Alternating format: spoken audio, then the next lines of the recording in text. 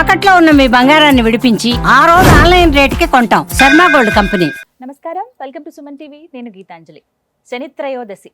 చాలామంది శని దోషాలు కావచ్చు, శని పీడలతో బాధపడుతున్నాం అనేవాళ్ళు, ప్రధానంగా రాసుల వారు, ద్వాదశ రాసులు ఎవరైతే ఉన్నారో వారికి అద్భుతమైన పరిహారాలు చేసుకోవచ్చు అని చెప్తారు. ప్రత్యేకించి ఛాయాదానం అని చెప్పి శని త్రయోదశి రోజున చేస్తే ఎన్నో గండాలు తొలగిపోతాయని కూడా అంటుంటారండి. అసలు ఇది ఎంతవరకు నిజం? ఎటువంటి దానం అంటే ఛాయాదానం అంటే అసలు అర్థం ఏమిటి? ఏ విధంగా చేయాలి? ఎవరెవరు చేయొచ్చు? ఎవరికి చేయాలి? ఈ వివరాలు తెలుసుకుందాం. వివరించేందుకు ప్రస్తుతం మనతో పాటు ఉన్నారు ప్రముఖ జ్యోతిష్యులు బ్రహ్మశ్రీ నందిభట్ల శ్రీహరి శర్మ గురువు గారు. వారితో మాట్లాడదాం. గురుగారు నమస్కారం అండి. వాగర్థావివ సంపృక్తౌ వాగర్థ ప్రతిపత్తయే జగతః పితరౌ వందే పార్వతీ పరమేశ్వరౌ ఆదిత్యాయ చ సోమాయ మంగళాయ బుధాయ చ గురుశుక్ర శనిభ్యశ్చ రాహవే కేతవే నమః. శృంగేరి జగద్గురు పీఠాధిపతులకి, కంచి పీఠాధిపతులకి నమస్కారములు తెలియజేసుకుంటూ కార్యక్రమాన్ని ప్రారంభిద్దాం. శని త్రయోదశి అయితే ఈసారి కొంచెం ప్రత్యేకంగా విన్నాను, మీరు ఛాయా దానం చేయాలని చెప్పి. వాటి గురించి మాట్లాడదాం. ముందుగా ఇప్పుడున్నటువంటి రాసులు, ద్వాదశ రాసుల వారికి ఈ శని త్రయోదశి ఎలా ఉపయోగపడుతుంది, వారు అసలు ఎలా వాళ్ళ శని దోషాలని నివారణ చేసుకోవచ్చు ప్రత్యేకంగా ఈ రోజున? తప్పకుండానమ్మా. అసలు ఈ సంవత్సరంలో శని త్రయోదశులు కేవలం 4 మాత్రమే ఉన్నాయి. అక్టోబర్లో వచ్చేటువంటిది నాలుగో శని త్రయోదశి. దీంతో ఇక శని త్రయోదశులు ఉండవు. కాబట్టి శని ప్రభావం, దీని ప్రభావం వలన అనేక మంది సమస్యలు అనేటువంటివి ఎదుర్కొంటున్నారు ప్రస్తుతం.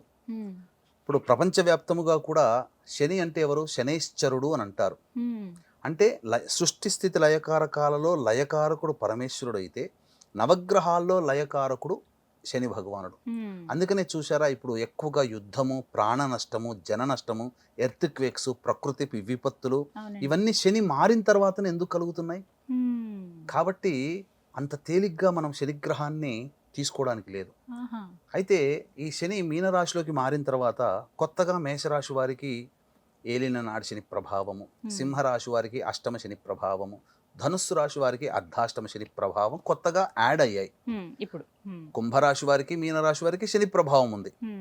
మిథున రాశి వారికి కొత్తగా మళ్ళీ కంటక శని ప్రభావం యాడ్ అయింది. ఇక వృశ్చిక రాశి వారికి, కర్కాటక రాశి వారికి యోగ శని ప్రభావం యాడ్ అయింది. కన్యా రాశి వారికి దాంపత్య శని. వెరసి మేష, మిథున, కర్కాటక, సింహ, కన్య, వృశ్చిక, ధనుస్సు, కుంభ, మీన ఈ రాశులలో జన్మించినటువంటి వారికి శని ప్రభావం యాడ్ అయింది. అయితే వీక్షించేటువంటి సుమన్ టీవీ ప్రేక్షకులు గమనించాల్సినటువంటి అంశం ఏంటంటే, శని అనగానే భయపడకండి. ఎంతో మందికి శని మంచి చేసిన వాడు కూడా ఉన్నాడమ్మా. ఎంతో మందికి కష్టపెట్టిన వాడు కూడా ఉన్నాడు. శని ప్రభావం వల్లనే నలదమయంతులు విడిపోయారు, నలుడికి రాజ్యభ్రష్టము జరిగింది. పాండవులు కూడా శని ప్రభావం ఎక్కువ, ఆ పాండవులలో ఎక్కువ మందికి ఉండడం వల్లనే వాళ్ళు కూడా రాజ్యభ్రష్టులై, కర్మభ్రష్టులై ఈ సంబంధించినటువంటి అడవుల్లో సంచారం చేయాల్సిన రాజుగా మెలిగినటువంటి వ్యక్తి. అంటే కర్మ అంటే ఒక రాజ్యాన్ని పరిపాలించాలి. కర్మ ఆయనకు పెట్టబడినటువంటి ధర్మరాజుకి, పాండవులకి ఆ కర్మ లేదు, పరిపాలించే యోగ్యత లేదు. అందుకే కర్మభ్రష్టుడయ్యాడు.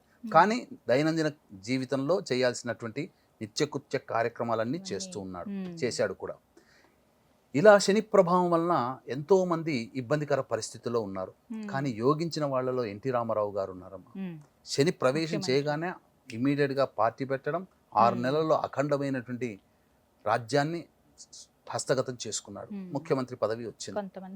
కొంతమందికి యోగం, కొంతమందికి అవయోగం. ఇప్పుడు మనం చెప్పుకోబోయేటువంటిది, యోగం వచ్చినంత మాత్రాన సంతోషపడాల్సింది లేదు, అవయోగం వచ్చిన తర్వాత బాధపడాల్సింది లేదు. సింపుల్గా ఒకే ఒక్క లైన్లో శని రాగానే ఎందుకు కష్టాలు పడుతున్నారని ఒక్క లైన్లో చెప్తానమ్మా. మనం పుట్టిన దారభ్యత, తెలిసి తెలియక కొన్ని పాపకర్మలు చేసి ఉంటాం. అబద్ధమాడినా, మోసం చేసేవాడికి సహకరించినా అది పాపమే. కాబట్టి పాపకర్మలు అంటే ఏదో దొంగతనాలు, ఇంకేదో చేయాల్సినటువంటిది కాదు. కాబట్టి ఆ తెలిసి తెలియక చేసినటువంటి పాపకర్మలు ఉన్నప్పుడు అనుభవించడం ఎప్పుడు అనుభవిస్తారంటే, ఈ ఏలిన నాటి శని, అష్టమ శని, కంటక శని, అర్ధాష్టమ శని దోషము జరుగుతున్నప్పుడు ఆయా రాశుల వాళ్ళు అప్పుడు అనుభవిస్తారు, వడ్డీతో సహా. అందుకే బాగా కష్టాలు ఉంటాయి. అందుకని ఈ కష్టాలు అనేటువంటివి తీరవా అంటే కష్టాలు పడాలి, తప్పదు. కానీ మనము ఉత్తగా కష్టపడుతుంటే దాన్ని భరించలేము, ఆ శని భగవాన్ యొక్క కష్టాలని. అందుకని ఇప్పుడు మీరు చూసినప్పుడు ఎండాకాలం ఎండాకాలంలో ఎండలో వెళితే కష్టమైన పని అయినా కానీ కష్టంతో పని పూర్తి చేసుకుంటాం. ఏదో ఒక గొడుగు పెట్టుకుంటే ఆ కష్టమైన పని శరీరానికి తాపం కలిగించదు. అవును. అట్లాగే శని భగవాని వల్ల కష్టాలు ఏదో మాయమైపోతాయని కాదు, కష్టాలు ఉంటాయమ్మా. కానీ ఆ కష్టములని పడే శక్తి, ఓర్పు, సహనము దాన్ని ఇష్టంగా మనకు తెలిసి సునాయాసంగా అయిపోతాయి. కష్టము కూడా సునాయాసంగా మారుతుంది ఈ శని యొక్క అనుగ్రహం వల్ల.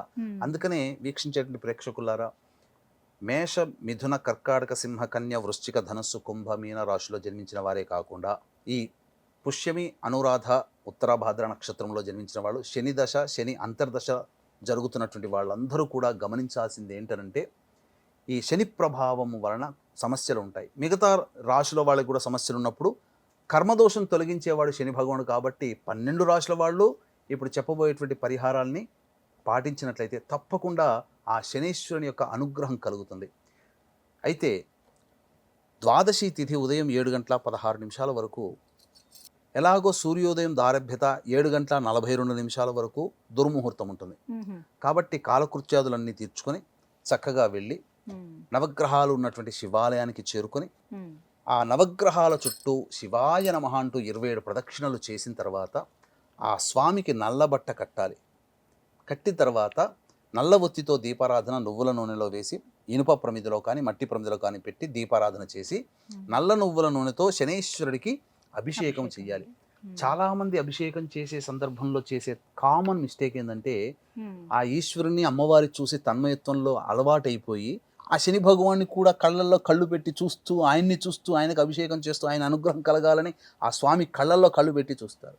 ఎప్పుడైతే స్వామి కళ్ళల్లో కళ్ళు పెట్టి చూస్తారో ఆ శని యొక్క తీక్ష్ణత దృష్టి వాళ్ళ మీద పడుతుంది. తద్వారా వారికి ఇంకా లేనిపోని సమస్యలు పెరుగుతాయి. కాబట్టి ఆ స్వామి వారికి శనీశ్వరుడికి అభిషేకం చేసేటప్పుడు ఆయన పాదాలని నమస్కరిస్తూ ఆయన పాదాలని చూస్తూ అభిషేకం చేయండి. ఎట్టి పరిస్థితుల్లో ఐ టు ఐ కాంటాక్ట్ అనేది విగ్రహంతో ఉండకూడదు, అది నియమం.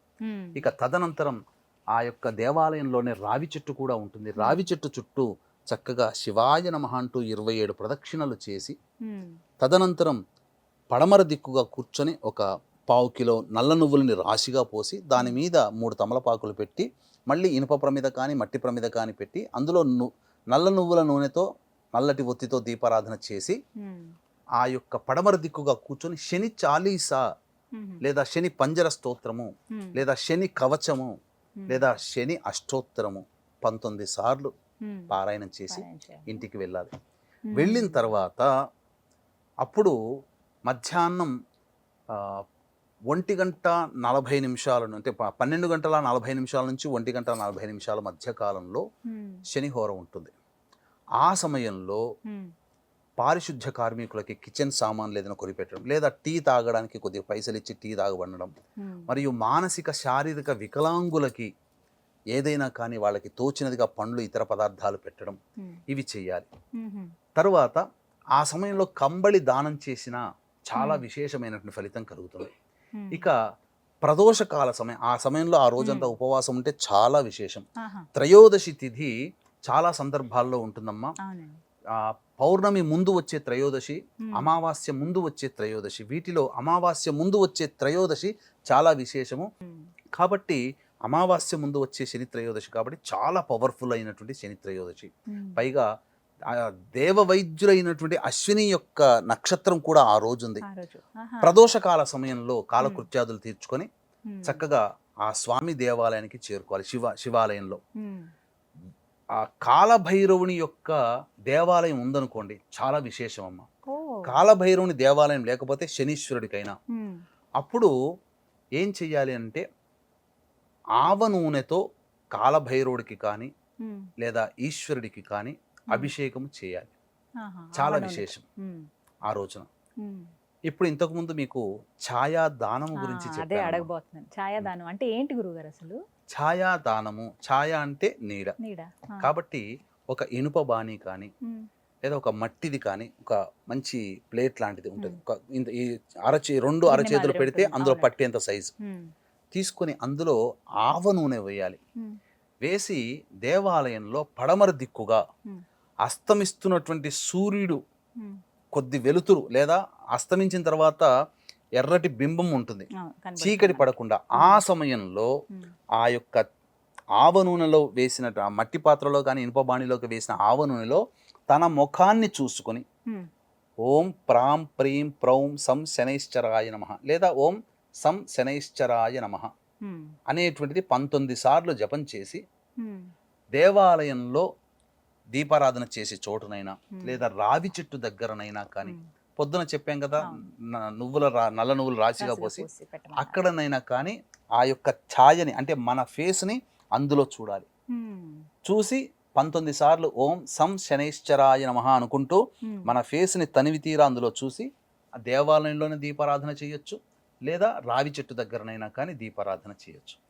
చేస్తే భవిష్యత్తులో కలిగే అంటే రాబో 2-3 నెలల్లో కలిగే గండ దోషములు ఏవైతే ఉంటాయో అవి అపమృత్యు అంటే వాహన ప్రమాదాలు కావచ్చు, ఇంకేదైనా కావచ్చు, పైనుంచి కింద పడడం లాంటి కావచ్చు, జారి పడడం లాంటి కావచ్చు, బాత్రూంలో పడడాలు కావచ్చు, ఇలా ఏదైనా కానీ తప్పిపోతాయి. ఎలా తప్పిపోతాయంటే అదేదో జరగకుండా ఉండదని కాదమ్మా. వాహనం నుంచి కింద పడతాం కానీ చిన్న దెబ్బతో పోతుంది. బాత్రూంలో కింద పడతాం, రాసుకుపోయి గీసుకుపోయి పడతాం, ప్రాణం పోవు. ఎంతమంది బాత్రూంలో ప్రాణాలు పోగొట్టుకున్న వాళ్ళు ఉన్నారు. అటువంటివి జరగవు, గండ దోషాలు రావు. ఇది ఛాయాదానం చేయాల్సినటువంటిది విధానం. ఇక తరువాత సాయంకాల ప్రదోషకాల సమయంలో ఆ స్వామికి ఈశ్వరుడికి ఆవ నూనెతో అభిషేకం చేయమన్నాం కదా, అప్పుడు నీలి రంగు పుష్పాలతో చామంతి పుష్పాలతో కానీ లేదా శంకు పుష్పాలతో కానీ అర్చన చేస్తే లేదా మారేడు సంబంధించినటువంటి పత్రితోనైనా కానీ అర్చన చేయాలి. ఇది శని త్రయోదశి రోజున చేయాల్సినటువంటి విధి విధానం. ఇక మీరు గమనించుకున్నట్లయితే అమావాస్య వెళ్ళిన 3వ రోజు శని ఏ విధంగానైతే ఉంటుందంటే ఒక చాలా విచిత్రమైనటువంటి స్థితి మీకు తెలియచేస్తాను.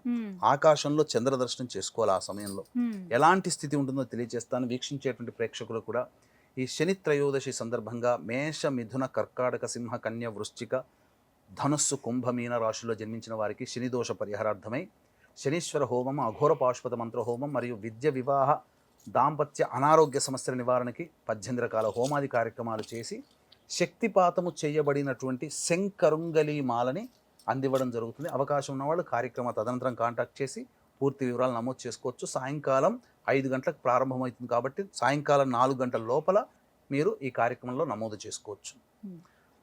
అమావాస్య వెళ్ళినటువంటి 3వ రోజు చంద్రుని దర్శనం చేసుకుంటే అమ్మవారి యొక్క అనుగ్రహం ఎలా కలుగుతుందో, అమావాస్య కంటే ముందున్నటువంటి 3వ రోజు రుద్రునికి సంబంధించినటువంటి త్రయోదశి తిథి. అంటే పార్వతీ పరమేశ్వరుల యొక్క అనుగ్రహం అమావాస్యతో లింక్ ఉంటుంది.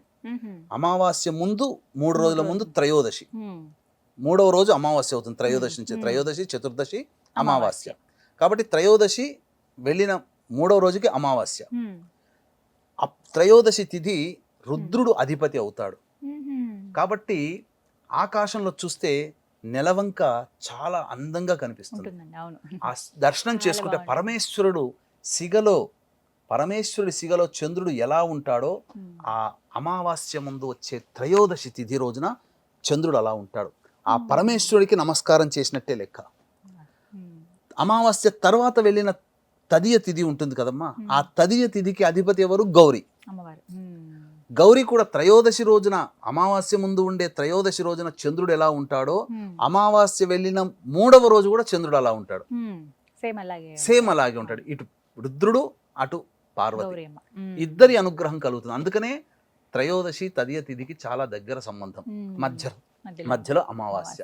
కాబట్టి శివానుగ్రహం కలగాలంటే ఆ స్వామికి సాయంకాలం అర్చన చేసిన తర్వాత ఆ దేవాలయంలోనే ఒకసారి చంద్రుని చూస్తే చాలా అద్భుతమైనటువంటి కలుగుతుంది. ఇది ఈ చెప్పబడినటువంటి త్రయోదశి రోజున విధి విధానంగా ఇట్లా పరిహారం చేసుకుంటే చాలా మంచిది. దీంతో పాటుగా అవకాశం ఉంటే మన పీఠమాధురంలో ఆ రోజున జరిగేటువంటి కార్యక్రమంలో పాల్గొని శంకరుంగలి మాలను కూడా సొంతం చేసుకోవచ్చు. మొత్తంగా ఆ రోజంతా స్వామివారికి అంటూ అలా వెచ్చించుకోగలిగితే ఎలాంటి ఇబ్బందులు గండాలు అన్ని కూడా తొలగిపోతాయి. ఛాయాదానము చాలా మందికి తెలియక పిల్లలు పుట్టినప్పుడు మాత్రమే నూనెలో మొహం చూసుకుంటారు. కానీ ఈ సందర్భంగా శని దోషంతో బాధపడుతున్నటువంటి రాశుల్లో ఇంతకుముందు చెప్పిన వాళ్ళందరూ కూడా ఈ ఛాయాదానం అలా చేసుకోవచ్చు. చక్కగా వివరించారండి, ధన్యవాదాలు. సర్వం శ్రీ ఉమామహేశ్వర పరబ్రహ్మార్పణమస్తు.